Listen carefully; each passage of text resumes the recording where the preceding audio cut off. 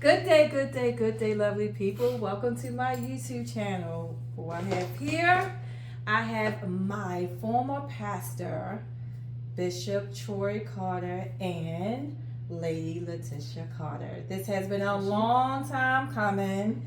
Trying to get these two because I don't live around where they live at. So, of course, it took a lot. But anyway, we're just going to jump right into this video. I'm going to be asking them some questions. I'm not going to ask you the same questions that I asked Elder Spriggs and Elder Johnson because they have been pastoring for 3 years now. You have been pastoring longer. So, what I'm going to ask, I'm going to start off by asking this question: how did you two meet? What's up? Yeah, because your story is not the truth. Oh, Okay. We met at we've been knowing each other for years prior to actually meeting. We would see each other at convocations and things like that. And he has a twin sister, and I became friends with his twin sister because she and I have the same name, and I didn't know that they were twins. And so we met at a convocation. We saw each other at a convocation, and we was just friends because he was involved with someone else. So we was just friends and just hanging out. And we was just friends. And so we just started talking. And come to find out, I was going to his grandfather's church, not knowing that it was his grandfather's church while I was in college. And so that sparked us talking and hanging out and stuff like that after he had gotten out of a relationship with someone else. Is that version accurate? Yeah, pretty much. All right. So how long have you two been married? 25 years. Wow. And do you have any kids? Yes, 3. Okay. You have, well, I'm just going to answer this. You have 2 boys and a girl. That's right. All right. So what's the name of your church? Open Heart Way to Cross Church. And how long have you been pastoring? Going on 23 years. 23 years. Wow, that's a long time. So, from the time you started pastoring up until now, has there been a change, a shift in the dynamic of what was church like back? Because when you started pastoring, that was in 2001. And that is 2024. Wow. Right. So the church has changed tremendously. What has changed? In terms of our church or the church? The church. Let's just talk about the church. Well, I think that a lot has changed with the church and the things that we focus on now versus back then. I think the church today has, in some regard, lost its focus and has become more accepting of cultural norms and worldliness than it was back when we first started pastoring. And then I also think there's a less of an emphasis on spiritual growth and development, and it's more really now about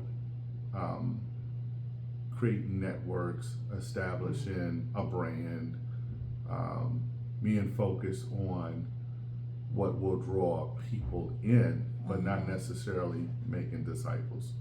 And I think that is one of the things that, as a pastor, even going through COVID and dealing with all of the socio-economic changes that I've seen over almost 23 years, I've tried to hold the values that I was brought up under in church as a focal point at our ministry for all of these years. Now, has it stuck with everybody? No. Have I changed and have I evolved? Yes. I've had to, but in short, yes, there has been a change. Have you always wanted to be a pastor? No, I actually, I never really wanted to be a pastor. The funny thing is, when I was a kid, my brothers and sisters would have, we would have church during summer break, and I would always be nominated as the pastor of the church, even when we were playing church. And my father used to always say, and granted, he came of it. He was a PK, my mother's a PK. Mm-hmm. My father would always say he was going to be a preacher, and I would tell him, "No, I'm not. I'm going to be an architect," because that was my career goal. I wanted to be an architect. Right. And so, and I was, close to my grandfather, very close to my grandfather. So he influenced me, but not in a way of wanting to be a preacher as much as he showed me a different type of man, But yeah, no, I never wanted to be a pastor. Even when I was with the church I came out of, I was fine, with really being a support and being that guy in the shadows and supporting my pastor. But, God did it.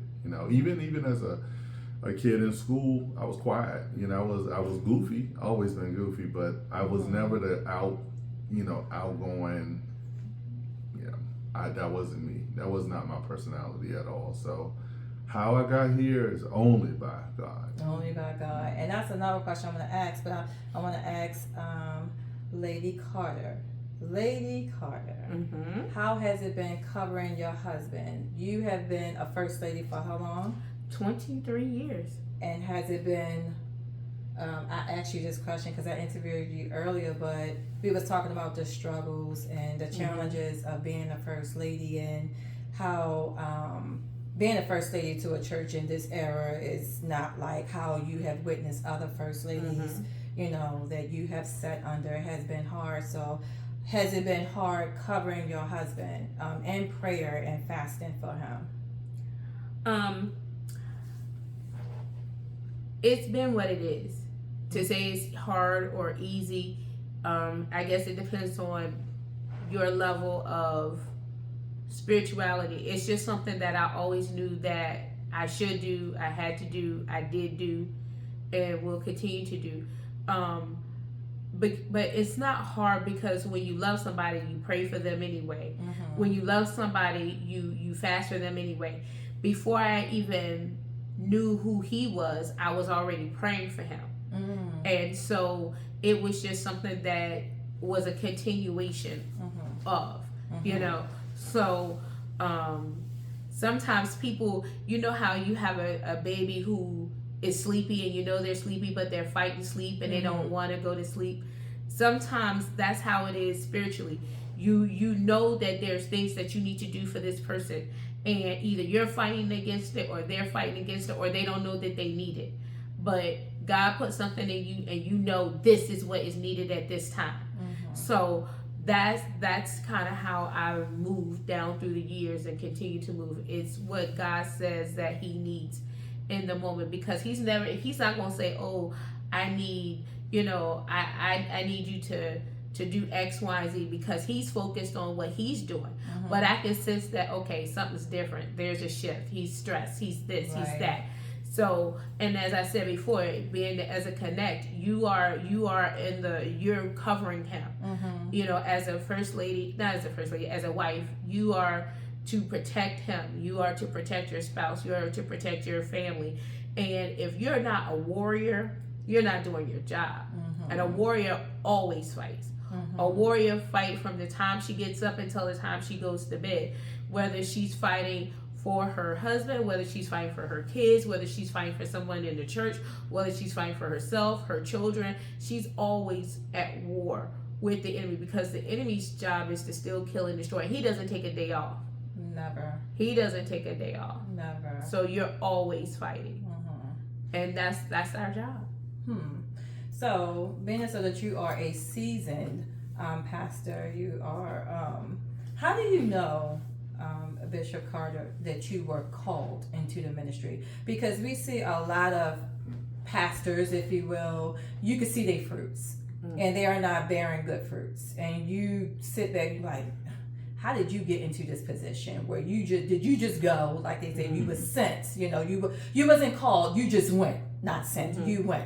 How do you know when God is tugging at you to spread his word and even be a pastor? Because sometimes God could be just calling you to just minister, to somebody at a particular time, or, but how do you know that he is calling you to be a pastor over a flock? Yeah, that's a good question. I think it doesn't start when you become a pastor. for me, I started nurturing and developing people way before I became a pastor. Okay. And I knew that I was gifted to work with people, right? To help people find themselves and then find a path or a trajectory to God. And, those types of proof points helped me really understand ministry and how to deal with people. And I think anyone that's a pastor has to know how to deal with people. Yep. Because pastoring is all about people. It's all about the sheep. Knowing that I was supposed to pastor was one of the tricky ones, honestly, because my heart was set to support my pastor that I was under. I really loved that man. And he was almost like, he was my mentor, him and my grandfather, right? So the idea of having to leave that ministry to go start a church was the farthest thing from my mind. But I remember one day when, God had started to deal with me about starting a church.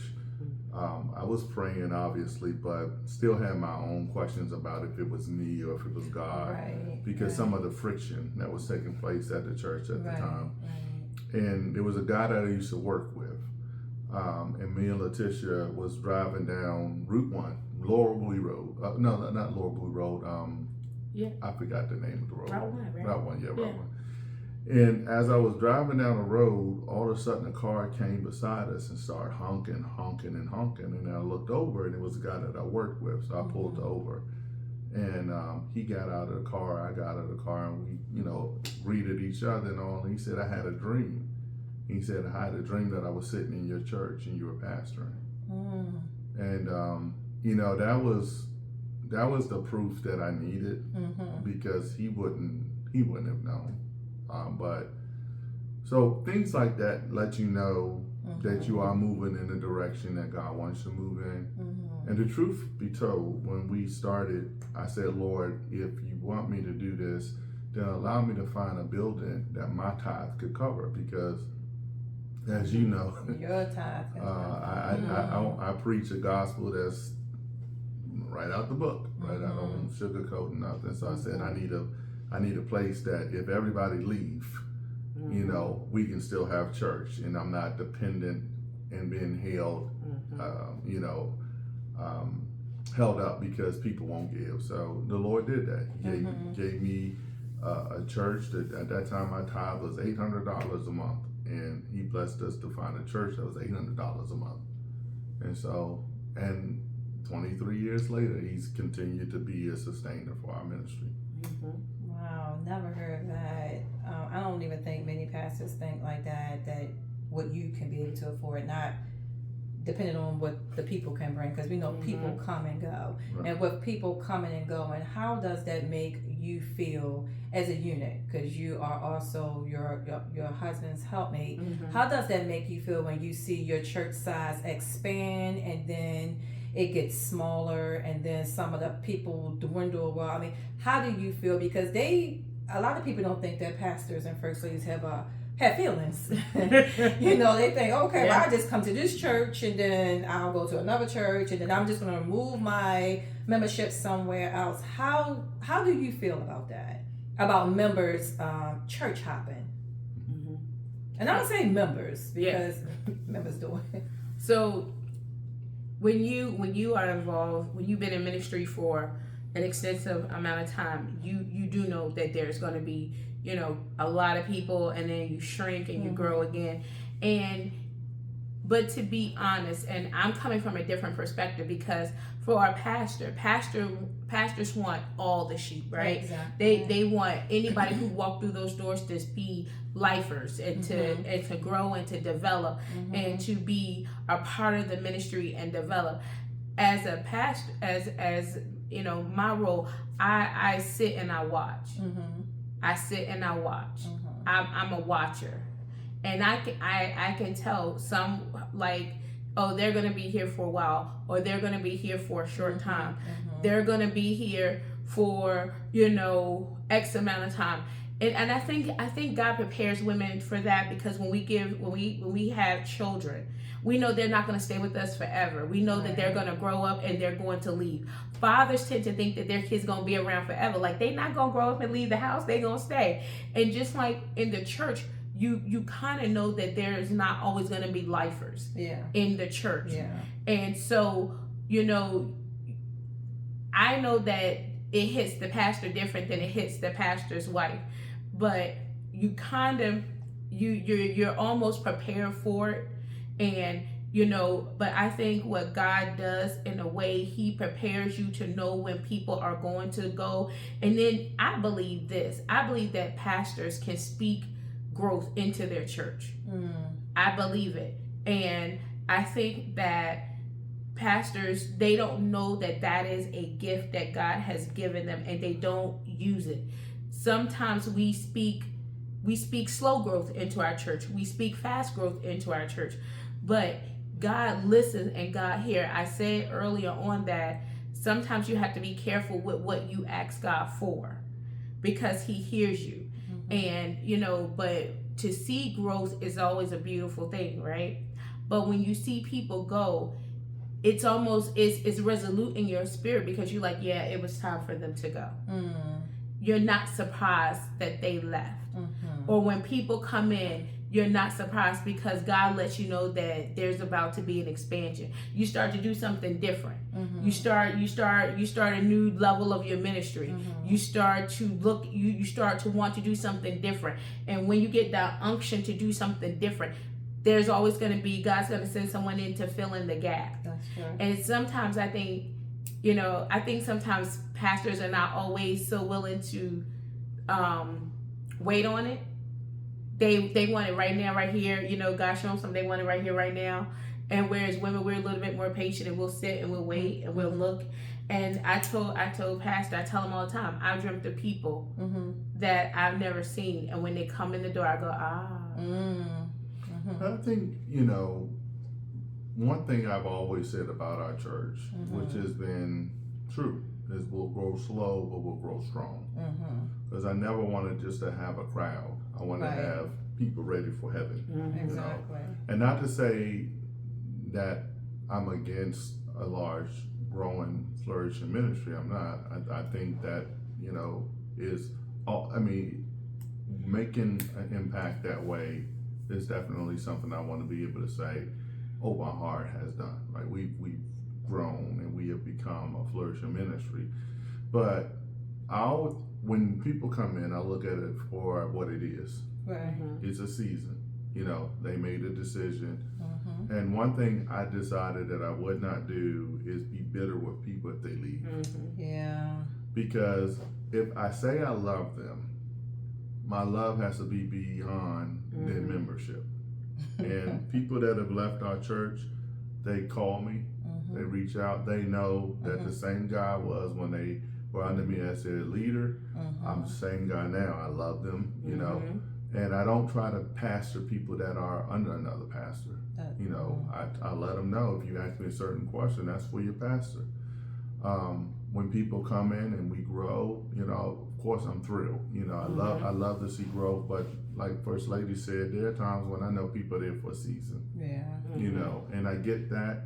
And I think where I'm at now as a pastor, after doing this for so many years, is I really want to make sure that I leave something behind for the person coming behind me. Whether it's 10 years from now, 20 years from now, however God has it. Right. I want to make sure that I leave something in place so that open heart doesn't die with me. So the open heart doesn't die with my wife. Exactly. Right? And so I've always said this about our church. I said we are a church family, not a family church. So that the church has the identity that's beyond just my family. Right. And it's again, the people are transient in this area as is. Mm-hmm. I mean, and there are so many options when it comes to church. I think people don't realize how many churches are just in the DMV. I mean, everywhere you go, there's a church. I almost wish I was down in the country somewhere. But, you know, it is what it is. And so hopefully that answers your question. It does. And this will be my last question. You was talking about years, and when, you know, that came to mind, I know that you have mentioned earlier that you have been pastoring, you have been a first lady for years. How has pastoring and how has that affect your relationship?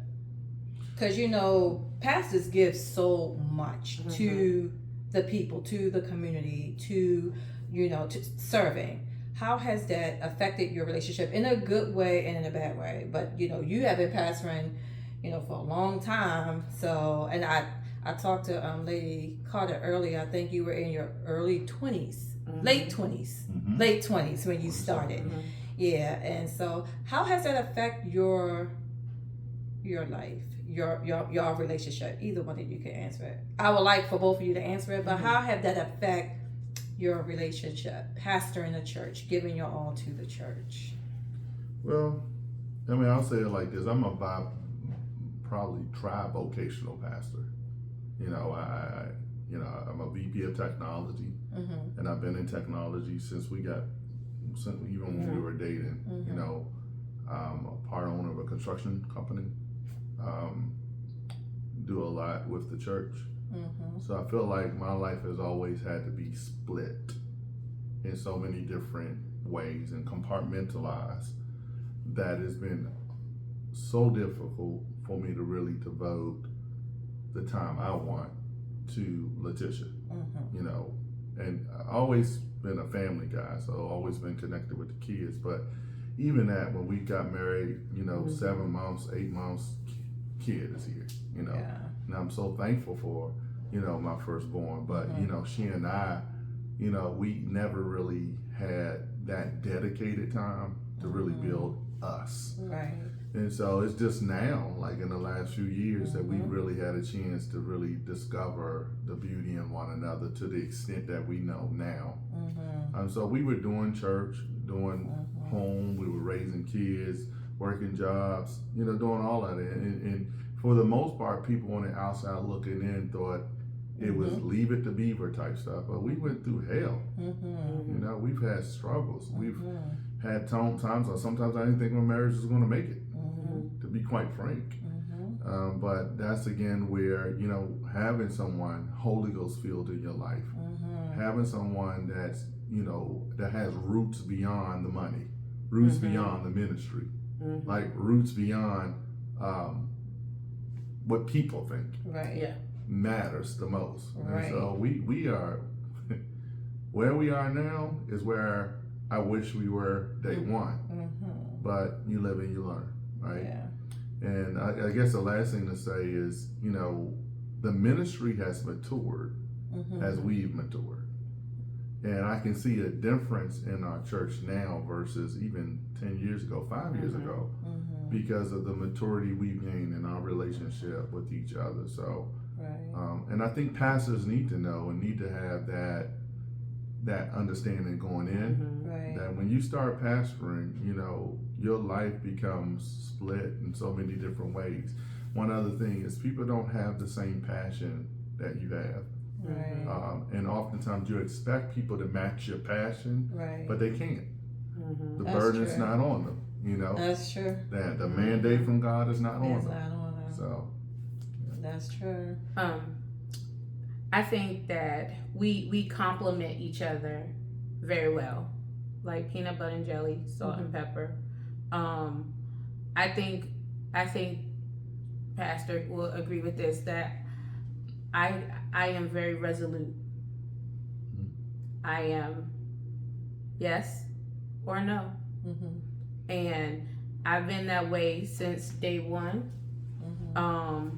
And that has been my shield.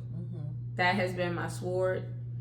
And I told you earlier that if you're in my circle, You are in my circle. You are protected. Mm-hmm. And that's what I've done for our marriage. I've tried to protect it with everything that I am. And it's you know, I've grown, I've matured, I've developed, I've become the person that God intended for me to be, not that the person that I wanted to be, because the essence of who I am and who I was shifted and changed, because there's some things that the younger Latisha would never have anticipated. You know, there's some things that when I was young, I was absolute and resolute in. Nope, never. And as you grow and develop and have children, and you experience things, you become, you know, flexible. One of my things, I am either yes or no. I don't see shades of gray. And that works for me, and sometimes that works against me. And in a marriage, you have to be flexible.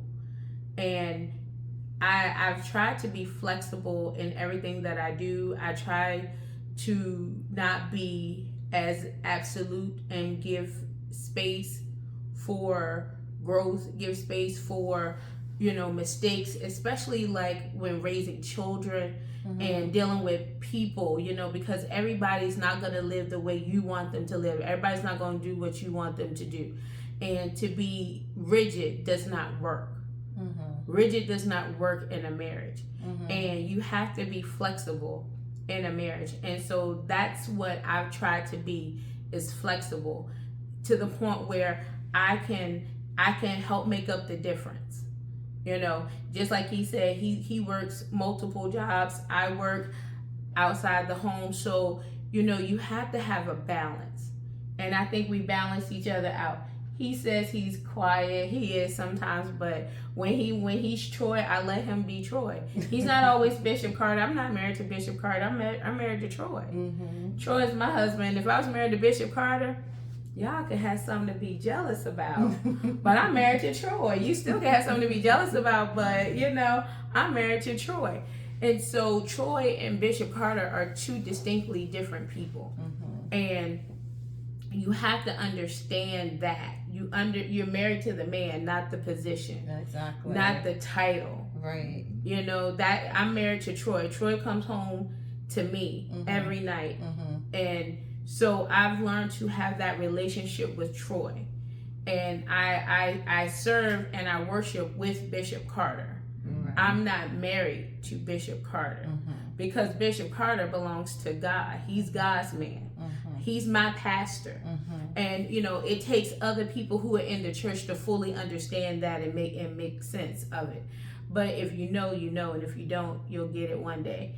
But you know, I love Troy. I love Troy. I love being married to Troy. I love what we're doing, right? You looking at me like that? I love what we're doing, you know. She emphasized that I love Troy. Yes. And you know, 25 years in, you know. Yeah. So it's been a growing thing. It's a process. And there's no secret sauce. There's no magic, you know, saying. There's no magic scripture that makes everything all right. You know, marriage is bigger than any two people, and that's why you need God in the middle of it to help hold it together, to tie it together, to bring it together, to make it make sense. So, and like I said earlier, it's a balancing act. I balance him out, you know. I give him what he needs when he needs it. Every time, you know. If he needs a confidant, I'm that person. If he needs somebody to stand in the gap, I'm that person. If he needs somebody to do anything, that's what I'm here for. And I think that goes both ways. Yeah, right? You know, yeah. Like when she was getting her master's degree, when she was in school, when she was whatever, you know, I always looked at it like this. Support, yeah. You know, you show up. Yeah. You know, you show up. You show up not just in public. You know, you show up in private as well. Yep. And you know, when you are dealing with people, sometimes and what this is where I had to grow. You have to know when to draw the lines. Right. You have to know when to sort of make it clear, what is best, what's in the best interest for my soul, what's in the best interest for my family, what's in the best interest for my ministry. Right. Right. And you don't learn that all at once. Sometimes you feel like, again, like I said, matching passion, and everybody's coming from it at the same way. Everybody's not coming from it at the same way. Right. Sometimes the motive of a person, what you think it is not what it is. And so, and one thing I told Latisha, and this is for anyone that's listening, you have to protect each other's anointing. Yeah, that's true. You have to, you can't just leave a person wide open. You have to show, you have to be a presence. Right. You know what I'm saying? You have to do that intentionally. Right. Because if you don't, it ends up creating openings that you should not have in a marriage. Well said. So for open heart, last question, final question. For open heart, where do you see open heart going, thriving? Yeah, I mean, open heart is continuously evolving as a church, right? And beyond building projects is, I think that the church is starting to get its rhythm, right? And it's identifying who it is in the community, and it is understanding our kingdom assignment. And so where I see us going now is beyond the shout, beyond the dance, beyond the speaking in tongues, right? Mentoring as a body of believers and truly making connections and inroads that's going to transform wherever we are. I see us becoming a church that understands how to minister to all needs, and different cultures, different, ideologies, being open to receive people in that we couldn't handle before. Exactly. So, and then I look at our young people coming up and what they're bringing to the table and their level of understanding of a world that I'm not connected to anymore. Exactly. Right? They can see things I can't see. So, bringing them on board. And so that's the next church, right? And then we've seen an influx of people, and as people come in, we're like, wow, these people are coming and they want to work. They have ideas, they love truth. So it's like almost sometimes I look at the church and I have to pinch myself. Right. Because I never thought we would get to this point, but God has, and so I see great things in front of us as a ministry. Well, thank you so much for taking out your time to speak to me and my viewers. I would like for you to like, comment, and subscribe to my YouTube channel, All Things Rayanne. Thank you so much.